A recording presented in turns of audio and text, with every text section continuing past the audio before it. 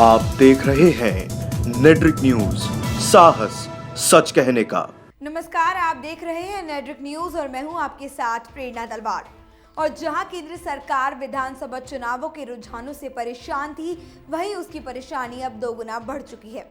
10 दिसंबर का दिन केंद्र सरकार के लिए ब्लैक डे साबित हुआ। 10 दिसंबर 2018 बीजेपी के लिए दो बड़े झटके लेकर आया। जहां एक तरफ उनके केंद्रीय राज्य मंत्री उपेंद्र कुशवाहा ने अपने मंत्री पद से इस्तीफा दे दिया, उसी शाम आरबीआई के गवर्नर उर्जित पटेल ने भी अपने इस्तीफे को सरकार को हाथ में थमा दिया। केंद्र सरकार पहले ही पेट्रोल डीजल की कीमतों में बढ़ोतरी कर चुकी है और डॉलर के आगे कमजोर होता रुपया पहले ही सरकार के लिए सिरदर्द बना हुआ है। और अब अचानक शीतकालीन सत्र से पहले आरबीआई के गवर्नर उर्जित पटेल का ऐसे अपने पद को छोड़ना सरकार की मुश्किलों को और बढ़ाने वाला है। जाहिर है आरबीआई के गवर्नर उर्जित पटेल के इस्तीफे के बाद महंगाई बढ़ने के आसार नजर आ रहे हैं। एक बात यह भी है कि केंद्र सरकार और रिजर्व बैंक ऑफ इंडिया के बीच पिछले काफी समय से कुछ विवाद चल रहा था। आपको बता दें कि उर्जित पटेल ने रिजर्व बैंक की वेबसाइट पर जारी अपने बयान में कहा है कि निजी कारणों से मैंने तत्काल प्रभाव से अपने पद से इस्तीफा देने का फैसला किया है। पिछले कई सालों से भारतीय रिजर्व बैंक में विभिन्न पदों पर रहना मेरे लिए सम्मान की बात रही है और पिछले कुछ सालों में रिजर्व बैंक कर्मचारियों की कड़ी मेहनत और सहयोग बेहद अहम रहा।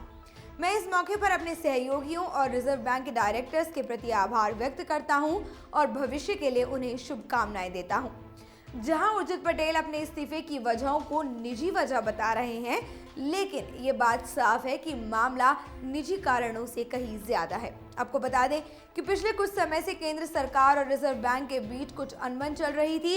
इस बात का खुलासा उस समय हो चुका था जब रिजर्व बैंक के डिप्टी गवर्नर विरल आचार्य ने जब पिछले महीने अपने भाषण में खुलकर रिजर्व बैंक के अधिकारों की वकालत करते हुए इस बात को माना था कि नकदी की उपलब्धता, क्रेडिट फ्लो और सरकार के नियंत्रण को लेकर मोदी सरकार और रिजर्व बैंक के बीच मतभेद चल रहे हैं। जिसके बाद ये खबर सामने आई कि सरकार रिजर्व बैंक से 3,60,000 करोड़ रुपए की मांग कर रही है। दरअसल केंद्र सरकार में वित्त मंत्री अरुण जेटली ने कहा था कि आरबीआई अपने पास इतने पैसे रखकर क्या करेगा, इन पैसों से देश का कर्ज चुकाया जा सकता है। जिसके बाद आरबीआई ने कहा कि बैंक से इतना पैसा निकलने से देश की अर्थव्यवस्था खतरे में आ जाएगी। अपनी बात को मनवाने के लिए वित्त मंत्रालय ने रिजर्व बैंक कानून की धारा 7 को लागू कर दिया था। दरअसल ये धारा सरकार को रिजर्व बैंक गवर्नर को निर्देश देने का अधिकार देती है।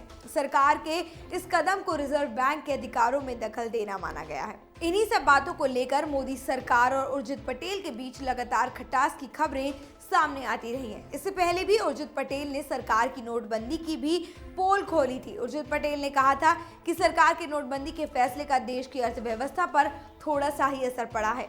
मोदी सरकार के धारा 7 को लागू करने के बाद उर्जित पटेल के पास कोई और विकल्प नहीं बचा था, इसलिए उन्होंने शीतकालीन सत्र से एक दिन पहले अपना इस्तीफा दे दिया।